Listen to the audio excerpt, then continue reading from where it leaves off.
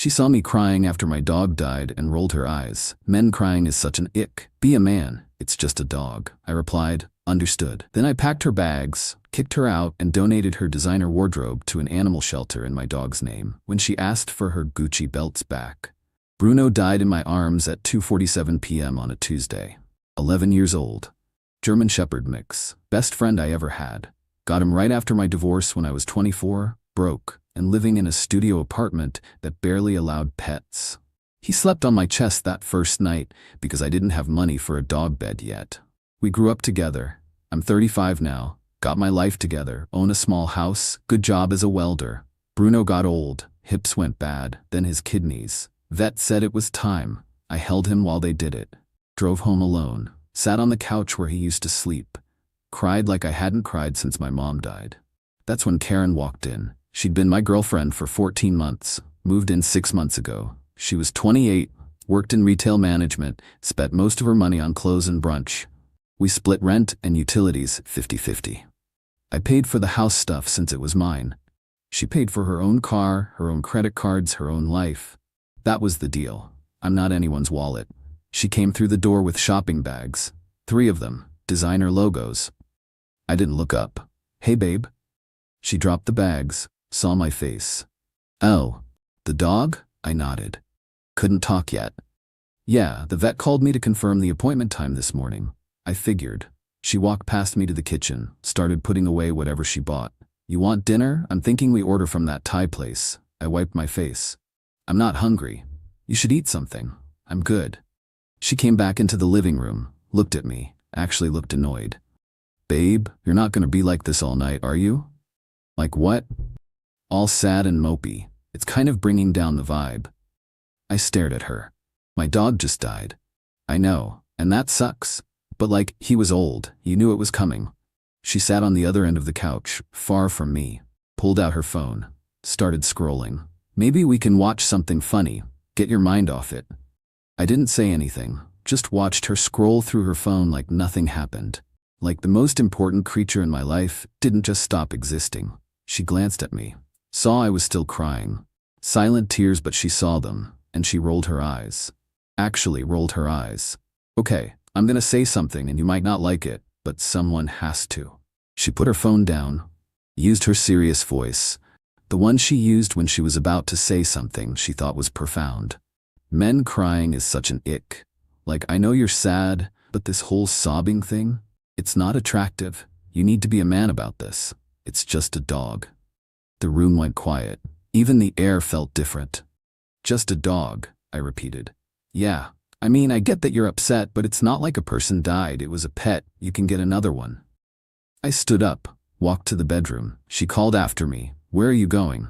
Don't be dramatic. I grabbed 2 of my old duffel bags from the closet, the big ones I used for camping.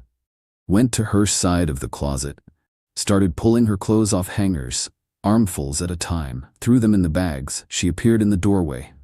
What are you doing? Packing your stuff? Excuse me. I didn't stop, grabbed her shoes, her purse collection. She had 7 purses. Who needs 7 purses? Threw them in. Stop. What the hell is wrong with you? You called my dog just a dog. You told me to be a man. You rolled your eyes at me while I was grieving. I grabbed more clothes. So I'm being a man, I'm making a decision, you're leaving. You can't kick me out. I live here. You live here as my girlfriend. Not anymore. This is my house, my name on the deed. You're not on any paperwork. You're a guest, and guests leave when they overstay their welcome. This is insane. You're having a breakdown. No, I'm having clarity. I moved to the bathroom, started throwing her makeup and skincare products into a bag. She had hundreds of dollars of stuff. Didn't care. All going. You can't do this. Watch me. She followed me around the house as I collected her things. Her laptop. Her books that she never read but bought because they looked good on the shelf. Her decorative pillows that I hated. Her yoga mat that she used twice. Took me 20 minutes. 3 duffel bags and 4 boxes. Put them all by the front door. There, that's everything. What about my stuff in the spare room closet? She asked. You said you'd get the rest tomorrow. So get it then. But don't take your time. She stood there, face red. Where am I supposed to go? Not my problem. Your parents live 30 minutes away. You have friends. Figure it out. It's 6 p.m. on a Tuesday. Then you better get moving before it gets dark. My clothes, all my designer stuff, you just threw it in bags like garbage. Should have thought about that before you disrespected the most important thing in my life. I opened the front door. Out. No, I'm not leaving. You're being crazy. Tup, I pulled out my phone. I can call the police and have you removed for trespassing, or you can take your stuff and leave with some dignity. Your choice. She grabbed her purse from the pile. You're going to regret this. I doubt it. I mean it. You're making a huge mistake. The mistake was letting you move in when you showed zero empathy for Bruno when he got sick. Should have seen this coming. She stopped at the door. What's that supposed to mean? 2 months ago when his hips started going bad and he couldn't jump on the couch anymore. You said good, now he won't get hair everywhere. 3 weeks ago when he stopped eating and I was up all night with him. You complained I was keeping you awake.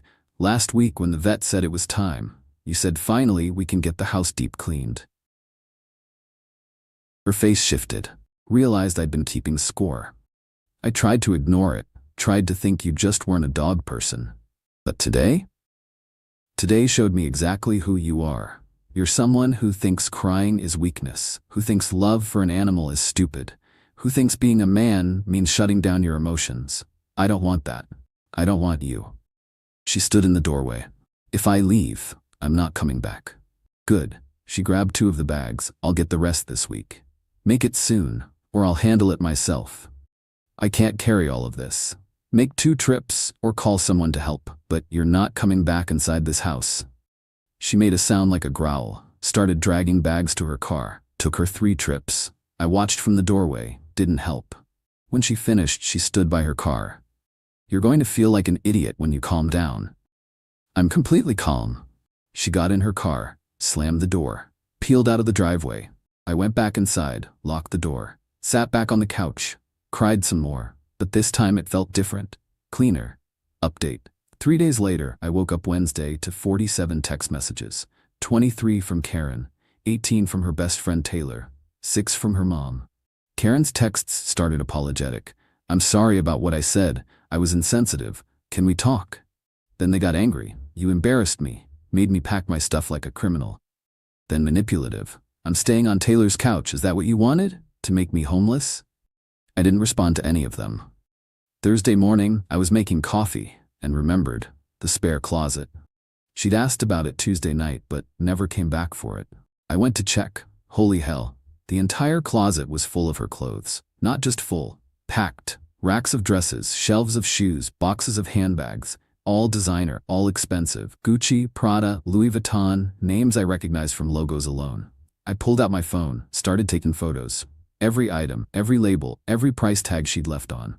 Some of these dresses still had tags. $800, $1,200. One coat was $2,400. She worked retail management, made maybe $45,000 a year, split rent with me, paid her bills. Where did this money come from? Then I found it. Hidden behind some shoe boxes was a manila envelope. Credit card statements. She'd been stashing them away, hiding them even from herself. Opened one, $18,000 balance. Opened another, $12,000. Another, $9,000. She was $40,000 in credit card debt. For clothes, I sat on the floor of that spare room and laughed. This woman had called Bruno just a dog, had rolled her eyes at me crying, but had spent enough money to buy a decent car on clothes she didn't even wear regularly enough to keep in the main closet. I texted her. First contact since Tuesday. You have until Saturday at noon to collect your belongings from the spare closet. After that, I will dispose of them as abandoned property. Her response came fast. Whatever, I'll get them when I get them. Friday passed. No contact, no show. Saturday morning, 11 a.m. 1 hour past the deadline, nothing. I called the local animal shelter, the one where I'd adopted Bruno 11 years ago. Hey, this is gonna sound weird, but I have a large donation I'd like to make in memory of my dog. Can someone come pick it up today? They were confused but interested. What kind of donation? Designer women's clothes? Lot of it, maybe $50,000 worth retail. You can sell it, auction it, whatever helps the animals. Silence on their end. Then, are you serious? Completely. Can you send someone in the next hour? We'll be there in 30 minutes. They showed up with a truck and 3 volunteers. I showed them the closet. Their eyes went wide. This is all for donation? The woman in charge looked like she might cry. Do you know what this means for our funding? Good. It's in memory of Bruno, German Shepherd mix, 11 years old, best dog ever. We'll put a plaque up, Bruno's Memorial Fund. This is incredible. They loaded everything, every dress, every shoe, every purse, every belt, every scarf. Took them 45 minutes. I signed the donation paperwork. They gave me a receipt for tax purposes. $52,000 estimated value. They left at 12:45 p.m. At 1:15 p.m. Karen pulled into the driveway. I met her at the door. Didn't let her in. Where's my stuff? Donated. What? Your off-season wardrobe, the one in the spare closet. Donated it to the animal shelter. In Bruno's name, they're calling it Bruno's Memorial Fund. Her face went through 5 different expressions. Confusion, disbelief, anger, panic, rage. You donated my clothes. Every piece. That's theft. That's illegal. It's abandoned property. I gave you until Saturday noon to collect it. You said whatever, I'll get them when I get them. You didn't show. It's now 1:15. You're over an hour late. I disposed of abandoned property. It hasn't been long enough. I gave you 3.5 days notice and a specific deadline. You missed it. That's on you. You assumed? You assumed I didn't want $50,000 worth of designer clothes? Oh, you knew the value. Interesting. How'd you afford all that on a retail manager salary? She went quiet. I found the credit card statements, Karen. $40,000 in debt for clothes, and you had the audacity to judge me for crying over my dog. Those statements are private. You left them in my house, in my closet, not private anymore. I want my clothes back. Call the shelter, get them back. Can't. They already logged everything into their inventory system. It's being prepped for their annual charity auction. Should raise a good amount for the animals. Bruno would have loved that. She pulled out her phone. I'm calling the police. Go ahead. Tell them you abandoned property in a house you don't own, didn't collect it when asked, and now you want it back after the homeowner legally donated it. See how that goes. She dialed anyway. I waited. She talked to someone. Explained the situation. Her face kept falling as they responded. Finally, she hung up. They said it's a civil matter. Yep, you'd have to sue me. And you'd lose. I gave you written notice via text. Set a clear deadline. You acknowledged it and blew it off. Then showed up over an hour late. I have photos of everything I donated, the text exchange and the donation receipt. All time-stamped. All legal. My Gucci belts, my Prada bags, my Louis Vuitton luggage. Helping dogs now. Better purpose than sitting in a closet while you cry about men having emotions. I wasn't crying about that. No, you were rolling your eyes about it while I was grieving. That's worse. She started crying. Real tears, not sad tears, angry tears. You're a psycho. I'm a man who loved his dog more than I liked you, and you made me choose.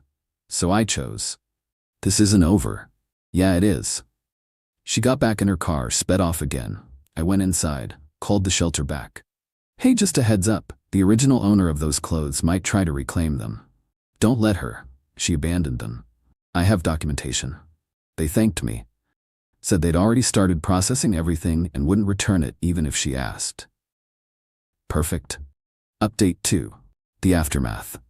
The next 3 days were chaos. Karen created a whole social media campaign about me, posted on every platform. My ex stole $50,000 of my belongings and donated them out of spite. This is financial abuse. Her friends flooded the comments with support. Call a lawyer. Press charges. Blast him publicly. But then people started asking questions. Why did you have $50,000 of clothes at your ex's house? Were you living together? Did he actually steal them or did you leave them? Her story kept changing. First it was, he stole them from my apartment. Then it was, I was storing them at his place temporarily. Then it was, we lived together and he kicked me out illegally. People found the inconsistencies, called her out. Which is it? Did he break into your place or did you leave stuff at his place? Then someone found her credit card debt story. She'd posted about it months ago on some financial advice forum, asking how to handle $40,000 in debt from shopping. Someone screenshot it and shared it. So you're in massive debt from designer clothes and you're mad your ex donated the evidence? Her narrative collapsed. She deleted everything. But her mom didn't stop. She called me directly, got my number from Karen. You had no right to donate my daughter's property. Your daughter abandoned property in my house. I had every right. She's in debt because of those clothes. She needed to sell them to pay off her cards. Not my problem. She should have collected them when I told her to. You told her 24 hours. That's not reasonable. I told her to get everything yesterday. She only took what was by the door. She said she'd get the rest later. I decided later was this morning. She missed the window. You're cruel. Your daughter told me to be a man. I was. I made a decision and stuck with it. That's what men do, right? She hung up on me. Then Karen's best friend Taylor called. You know she's broke now, right? She can't pay her credit cards without selling those clothes. Again, not my problem. You ruined her life. She ruined her own life buying clothes she couldn't afford. I just donated them to a good cause. She's talking about suing you. Let her. I have receipts, photos, documentation, donation paperwork. She has debt and bad decisions. You're heartless. No, I loved my dog. She called him just a dog. That's heartless. I'm just fair. The legal threat came 2 days later. Letter from some lawyer, demanding return of property or payment of $52,000. I called my own lawyer, buddy from high school who owed me a favor. He read the letter and laughed. She has no case. You gave her written notice with a specific deadline. She acknowledged it. She missed the deadline by over an hour. You documented everything. Abandoned property laws are clear. Plus, you have the donation paperwork proving you didn't profit from it. She'd lose hard. Should I respond? I'll send a response basically telling him to kick rocks. He did. Never heard from that lawyer again. But Karen didn't stop. She showed up at my work, the shop where I weld, caused a scene in the parking lot. My boss had to come out. You need to leave, he told her. Not until he gives me my stuff back. Ma'am, this is private property. Leave or I'm calling the police. She looked at me. I need that stuff. I need to pay my bills. You need to learn to live within your means. Please, I'm begging you, just give me something. Anything. One bag, one purse. I can sell it and make rent. Go ask your parents. They won't help. They said I made my own mess. Smart people, your parents. She started crying again. Big dramatic sobs. I'm going to lose my apartment. I can't pay my cards. I'm drowning. You were drowning before I donated anything. You were just drowning in designer labels. My boss looked at me. You know her? Ex-girlfriend. She left property at my house. I donated it. Now she wants it back. He nodded. Understood immediately. Ma'am, you need to leave. Now. She left, but not before screaming, you haven't seen the last of me. Update 3. 1 month later. It's been a month. Karen stopped contacting me after her lawyer told her she had no case. According to Taylor, who randomly texted me one night, Karen had to move back in with her parents. She'd lost her job 2 weeks after everything went down. Started missing shifts, showing up late, spending work hours on her phone, dealing with the debt situation. They gave her 2 warnings. She didn't improve. They let her go. Couldn't afford her apartment after missing 2 credit card payments and losing her income. Had to break her lease early. She's working 2 jobs now. Retail management during the day and waitressing at night, trying to pay down the debt. Her parents refused to help, said this is her lesson to learn. The animal shelter sent me photos last week. They held their charity auction. Bruno's memorial fund raised $31,000. Every piece sold. Designer clothes go fast at charity auctions apparently, even at steep discounts from retail. They used the money to build a new medical wing. Named it the Bruno Memorial Medical Center. Sent me a photo of the plaque. Had his name and "Good Boy" engraved under it. I cried when I saw it, but different tears this time. I drove to the shelter yesterday, walked through the new wing. State-of-art equipment, examination rooms, surgical suite, all paid for by Karen's designer wardrobe. The director found me. You're Bruno's owner. I was. Because of your donation, we can save hundreds of animals every year. Dogs that would have been put down because we couldn't afford treatment. They'll live because of Bruno. Because of Karen's terrible spending habits. She laughed. Well, yes, but also because you made the choice to donate instead of letting her sell it for her own debt. She made it easy, called my dog just a dog. No such thing as just a dog, exactly. I spent an hour there, met some of the dogs they'd already treated in the new wing. A pit bull with a leg injury, a senior Labrador with kidney issues, a 3-legged mutt who'd been hit by a car. All alive because Karen bought too many Gucci belts.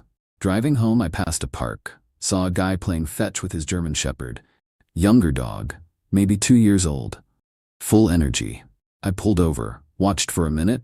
The dog brought the ball back, dropped it at the guy's feet. Looked up at him like he was the center of the universe. That look. I knew that look. Bruno used to look at me like that. I got back in my truck, drove home. The house is quieter now. No clicking of dog nails on hardwood, no snoring from the couch, no wet nose nudging my hand while I watch TV, but it's peaceful. No one rolling their eyes at my emotions. No one calling love weakness. No one telling me to be a man while refusing to be a decent person. Taylor texted me last night. Karen wants me to ask if you feel bad about what you did. I texted back. No. She's struggling. She was struggling before. She was just hiding it under $2,000 coats. You could have let her sell the clothes. I could have, but then Bruno's death would have meant nothing. Now it means something. Hundreds of dogs get to live. Taylor didn't respond after that. This morning, the shelter sent me photos of 3 dogs they'd already saved using the new equipment. A pit bull with a leg injury, a senior Labrador with kidney issues, a 3-legged mutt who'd been hit by a car, all alive because Karen bought too many Gucci belts. I'm getting another dog next month. 7-year-old German Shepherd whose owner died, needs a home. Already bought the orthopedic dog bed. Karen called one last time yesterday. Different number. I answered by accident. Did you see the shelter's newsletter? They put Bruno's name on a whole building. I did. That should have been my money. It was never your money. It was debt. I hate you. You hated Bruno. We're even. She hung up. Bruno was a good boy. Best boy. And now his name lives on in a place that saves lives. Worth it.